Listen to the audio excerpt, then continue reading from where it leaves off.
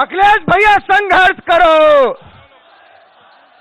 आदर अनुरोध करूंगा आदरणीय राष्ट्रीय अध्यक्ष जी से कि आए और मोहान की महान जनता को संबोधित करें। माननीय राष्ट्रीय अध्यक्ष जी।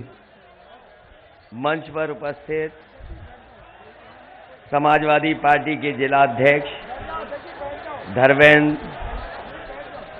पूर्व सांसद अन्नू टंडन जी, यहाँ के प्रभारी राम कुमार निषाद जी, पूर्व विधायक, मंच पर बैठे हुए अरुण शंकर शुक्ल जी, पूर्व विधायक बदरू खां साहब, आदरणीय सुंदरलाल लोधी जी, सुरेश पाल जी महासचिव, वीरेंद्र शुक्ला जी, अनवर सिद्दीकी साहब, योगेश, अंशुमान अफजाल, छोटेलाल भारती, शकील नदवी साहब, सुखवीर सिंह जी और बड़ी संख्या में यहाँ पर उपस्थित सभी समाजवादी पार्टी और गठबंधन के प्रत्याशी,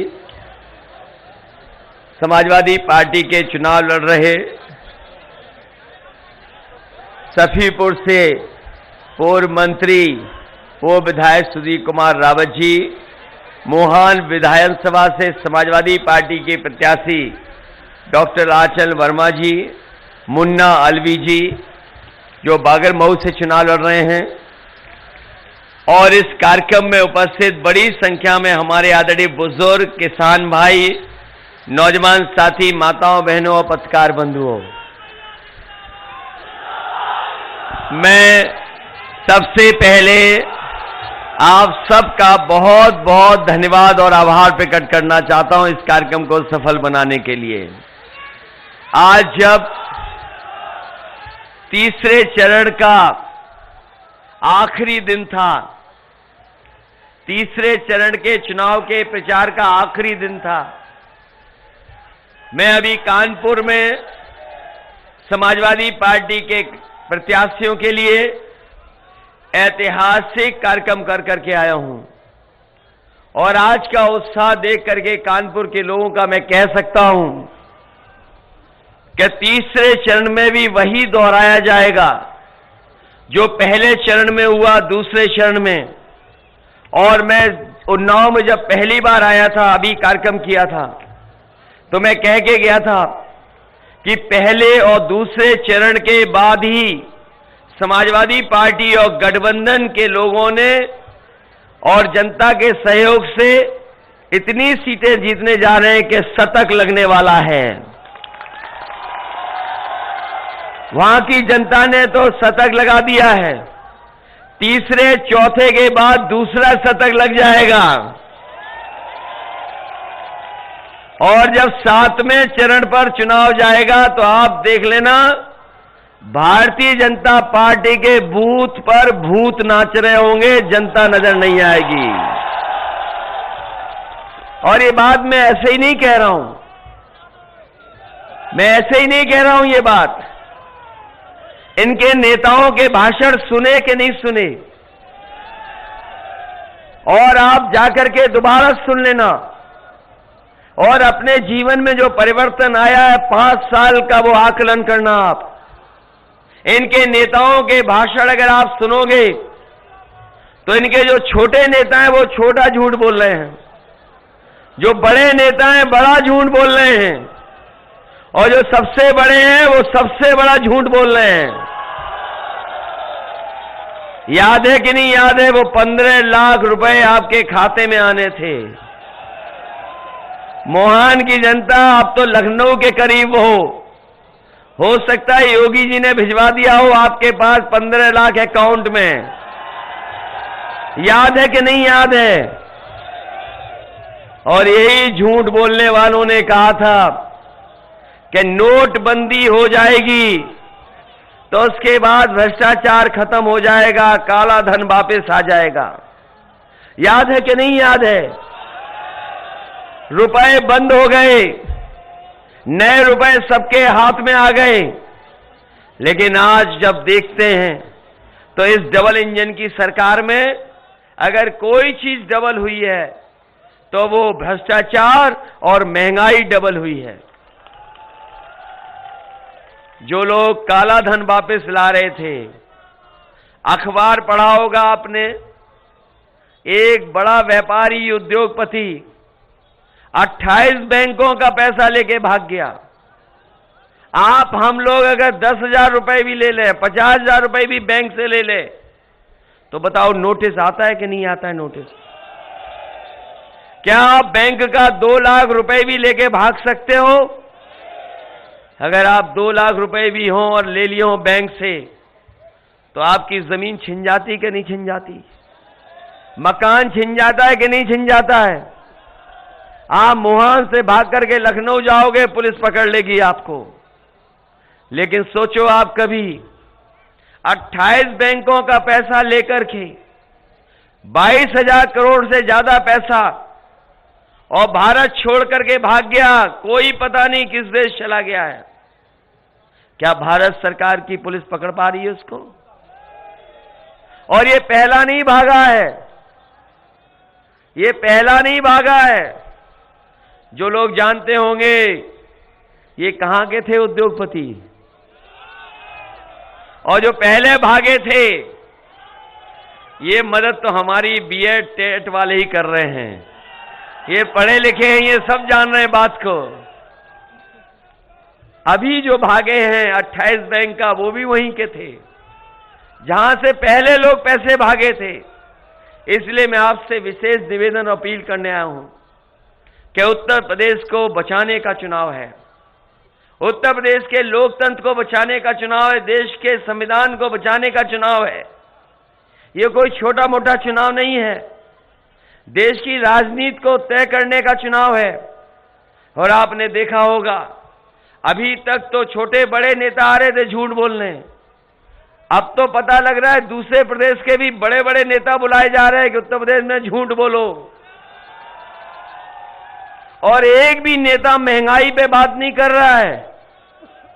बताओ डीजल पेट्रोल महंगा हो गया, उस पर भारतीय जनता पार्टी का एक नेता बोल रहा हो तो बता दो। डीजल महंगा हो गया, पेट्रोल 100 के पार, इनकी सरकार दोबारा आ गई तो 200 पार कर देंगे ये लोग, 200 रुपए में बिकेगा पेट्रोल।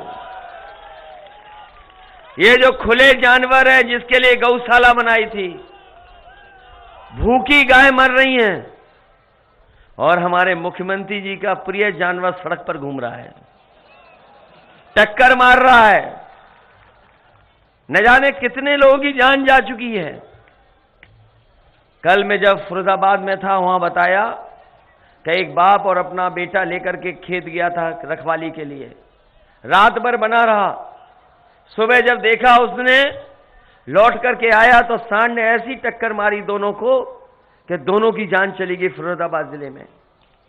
मैं फिरोजाबाद के बाद मैनपुरी पहुंचा, वहां पता लगा सांड से एक बच्चे की जान चली गई। उत्तर प्रदेश में सबसे ज्यादा जाने गई हैं जानवर के टकराने से या एक्सीडेंट से।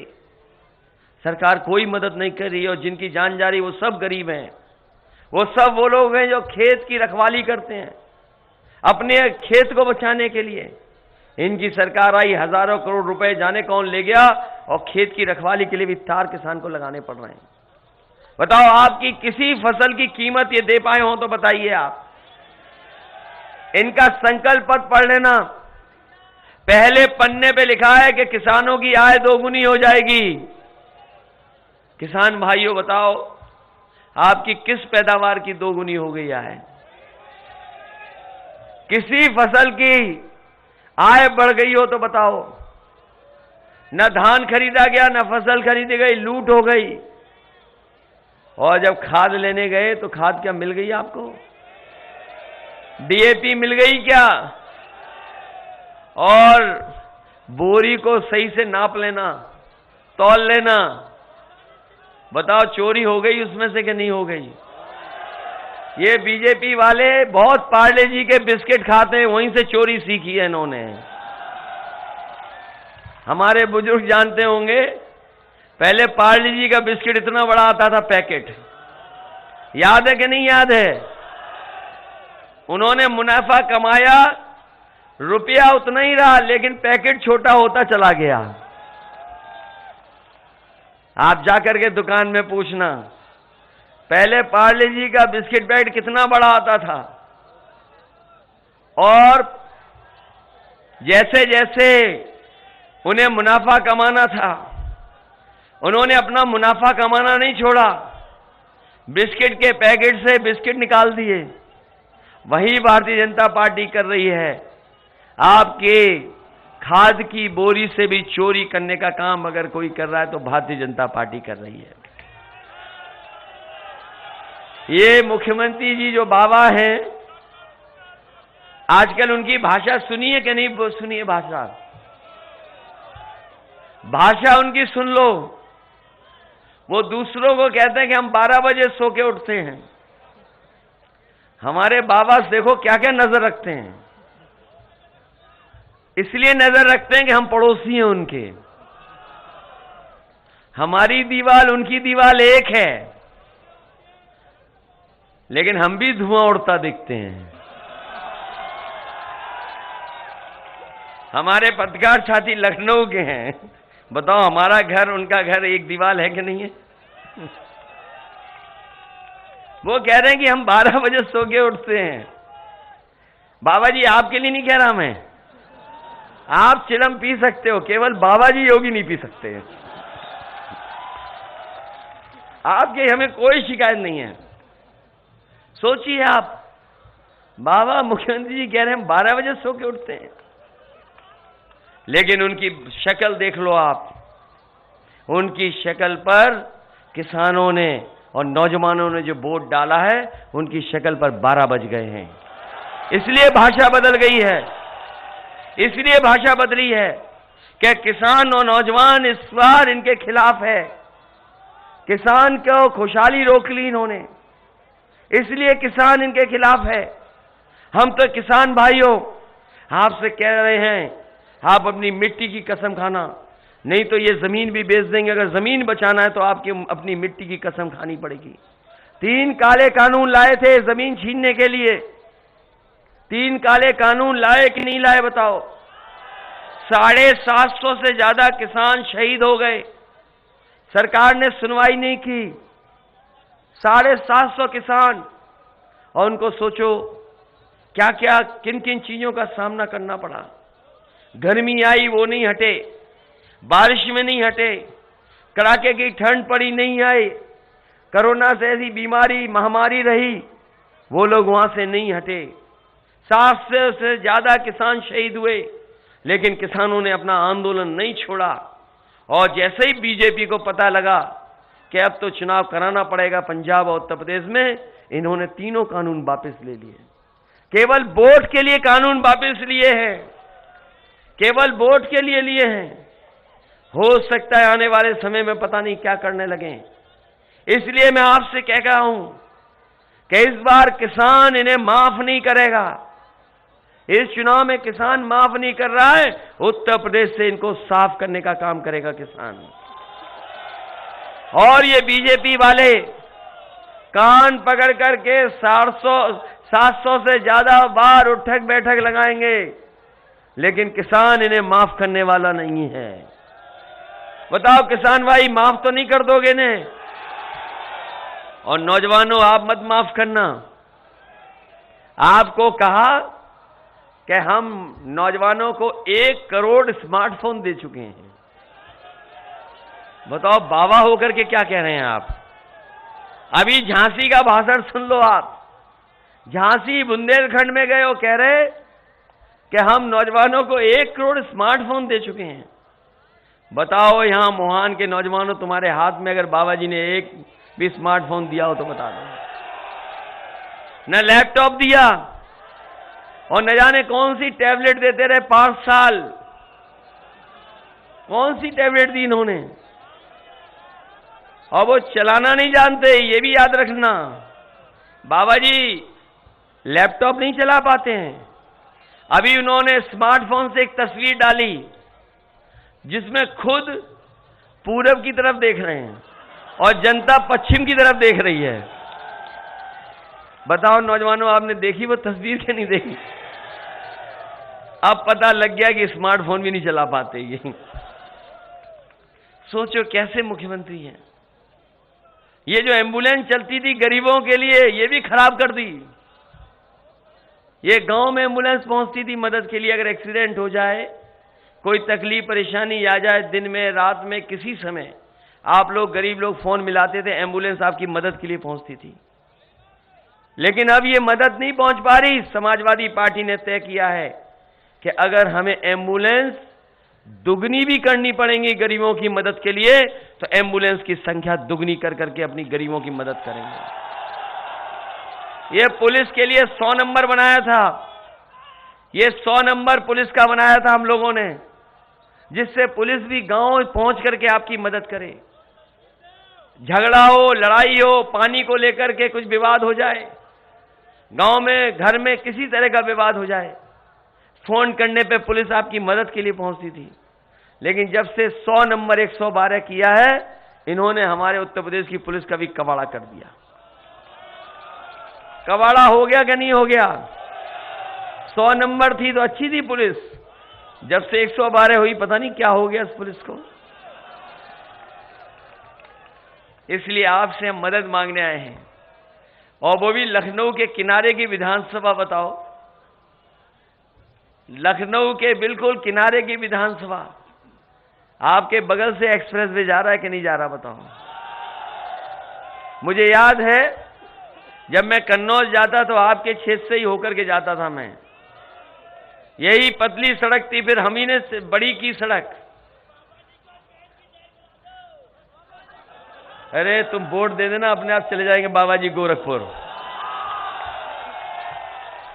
और ये सब जान गए कि बाबा जी अब रुकने वाले नहीं, गोरखपुर जा रहे हैं। आप देख लेना, तीसरे चरण और चौथे चरण के बाद, तीसरे चरण के बाद ही उनका, और जिस दिन तारीख तय हुई थी, जिस दिन चुनाव की तारीख आई थी, उसी दिन पता नहीं किसने बाबा जी के लिए एक टिकट बना करके भेज दी कि हवाई जहाज यात्रा कर लेना अपने गोरखपुर जाकर के। इसलिए सड़कें कैसी थी, ये बगल में एक्सप्रेस वे बना है। बताओ, दुनिया में और देश के, दुनिया के मुकाबले का एक्सप्रेस वे बनाया मैंने। ये आपके बगल से होकर के जाता है, ये लखनऊ से लेकर के आगरा। अभी कोई एक अंधा सांसद आया था बेंगलोर से, जैसे ही सड़क पे चला उसने कहा, योगी जी बहुत बहुत धन्यवाद, आपने एक्सप्रेस वे बनाया है। और ये आप देख लो। बताओ पत्रकार साथियों, बेंगलोर जैसे शहर का, बेंगलोर हमसे 50 साल आगे होगा, बेंगलोर शहर हमसे बहुत आगे होगा। बताओ, वहां का एक सांसद जैसे ही आगरा लखनऊ पे चला तो योगी जी को धन्यवाद देता है कि योगी जी धन्यवाद, आपने एक्सप्रेस वे बना दिया। मैंने कहा देख लेना कहीं ये उद्घाटन की पट्टियां न लगा के चला जाए बेंगलोर। आप पूरा एक्सप्रेस वे देख लो, शुरू से लेकर के आखिरी तक हमने अपने नाम की पट्टियां कहीं नहीं लगाई है। कहीं पट्टियां लगाई हो तो बता दो। लेकिन जैसे ही बीजेपी की सरकार आई, जहां शौचालय बने हुए हैं वहां पर बीजेपी ने अपनी पट्टियां लगा दी कि हमने उद्घाटन किया है। आप देख करके आइए इन बातों को। इसलिए आपसे हम निवेदन करने आए हैं कि इधर सुधीर रावत जी हैं, मंत्री भी थे, इनकी मदद करना, इनको जिताना। दूसरी तरफ डॉक्टर अंचल वर्मा हैं, पहली बार चुनाव लड़ रहे हैं आपके क्षेत्र से। वैसे तो बहुत सारे लोग जो मेहनत कर रहे थे, हमारे पुलिस के आईपीएस कहां हैं, आगे आइए। इन्होंने हमारी पोस्टिंग बहुत पहले ही कर दी थी। इन्होंने कहा कि आपकी तैनाती मुख्यमंत्री के पद पर होगी। इसलिए मैं इनसे कहता हूं, हरि सिंह, कि हमारे पुलिस के बहुत सुधार की जरूरत है। चाहे भत्ता देना हो, मोबाइल का हो, बहुत सारी सुविधाएं देंगे, घर मकान की हो। पहले भी हम लोगों ने किया। हेडक्वार्टर शायद ऐसा कहीं देश में नहीं बना होगा, वर्ल्ड में नहीं है ऐसा हेडक्वार्टर पुलिस यार्ड भी है, वो भी इतना अच्छा नहीं, इतना अच्छा हेडक्वार्टर बनाया। अभी बहुत सारे काम सुधार करने हैं। कई बार हम देखें एक जीप में 2 सिपाही जा रहे हैं और एक महिला पुलिसकर्मी को बैठा के ले जा रहे हैं।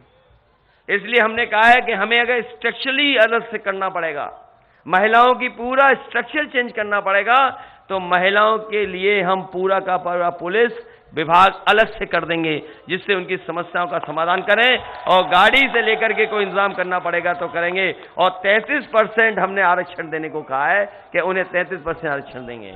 ये हमारे टेट वाले हैं, ये बहुत परेशानी में रहे, नौकरी नहीं मिली है, इन्हें हम नौकरी देने का काम भी करेंगे। और हमने अपने मैनिफेस्टो में लिख दिया है, सरकार आते ही 2011 के बीए टेट की मदद होगी, शिक्षा मित्र की मदद होगी, 69,000 वालों की मदद होगी, और साथ ही साथ तमाम हमारे रोजगार सेवक से लेकर के और लोग हैं जो इस सरकार में नौकरी नहीं पा पाए हैं, बार बार परीक्षाएं रद्द हुई हैं, क्वेश्चन पेपर लीक हुए हैं, और 11 लाख पद खाली हैं। मैं अपने नौजवानों से कह के जा रहा हूं कि 11 लाख पद जो हैं वो भरे जाएंगे। अपने नौजवानों को नौकरी और रोजगार देने का काम समाजवादी सरकार में होगा। जो गर्मी निकाल रहे थे उन्हें हम कहना चाहते हैं कि पिछले कई दिनों से फौज की भर्ती नहीं लिखी है, कई लोगों की उम्र बढ़ गई है, उम्र में छूट नहीं मिल रही है। समाजवादी सरकार आएगी तो उम्र में भी छूट देकर के पुलिस और फौज में भर्ती निकालने का काम हम लोग करेंगे, उन्हें नौकरी देंगे। इसलिए जो गर्मी निकाल रहे थे, मैं ये मान लूं कि मोहान से भारतीय जनता पार्टी और गर्मी निकालने वालों की भाप निकाल दोगे। मदद करिए आप। वहीं हम पेंशन को लेकर के 500 रुपए दे रहे थे, इस बार 1,500 रुपया महीना महिलाओं को और साल का 18,000 रुपए उनको मदद करने का काम करेंगे। ये लोग धीरे धीरे सब चीजें प्राइवेट कर रहे हैं, हवाई जहाज बेच दे रहे हैं, हवाई अड्डा बेच दे रहे हैं, पानी के जहाज बेच दे रहे हैं, बंदरगाह बेच दे रहे हैं, रेलगाड़ी बेच रहे हैं, रेलवे स्टेशन की जमीनें बेच दे रहे हैं, सब सरकारी कंपनियां बेच दी। और इसलिए बेच रहे हैं क्योंकि आपने वो कहावत सुनी होगी, पुरानी कहावत है, न रहेगा बांस तो जब सब कुछ प्राइवेट हो जाएगा तो फिर आरक्षण किसको मिलेगा। तो सोचिए, बाबा साहब भीमराव अम्बेडकर जी ने जो हमें अधिकार, सम्मान और आरक्षण दिया था, उसको भी ये खत्म करना चाहते हैं। मैं अपने तमाम हमारे आवेदक हैं, क्योंकि एक हमने आवेदक हरीश चंद जी को बुला लिया, तो ताराचंद राजकुमार जी भी हैं, राजकुमार रावत, विनय चौधरी जी, और एक और छूट रहे हैं इसमें से।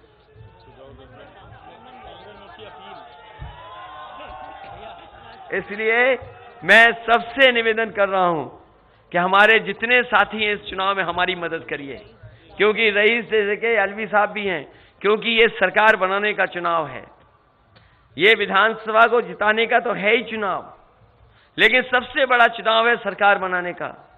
अगर आप हम लोगों को मौका दोगे तो शिक्षा से लेकर के स्वास्थ्य और उत्तर प्रदेश को कैसे आगे ले जाएं, उस दिशा में हम लोग काम करके दिखाएंगे, जिससे हमारा उत्तर प्रदेश भी आगे बढ़ता हुआ नजर दिखाई दे।